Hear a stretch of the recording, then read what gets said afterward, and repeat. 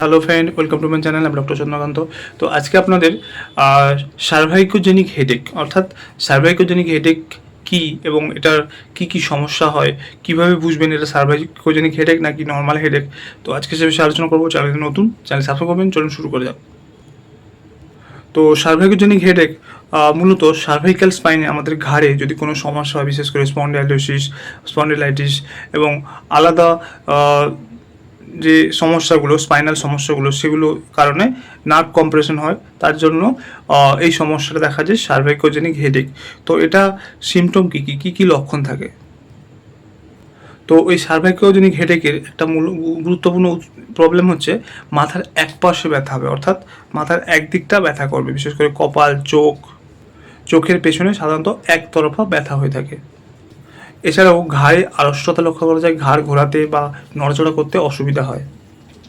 মাথা বা ঘাড় কোনো নির্দিষ্ট ভঙ্গিতে দীর্ঘক্ষণ রাখলে ব্যথা কিন্তু বাড়ে।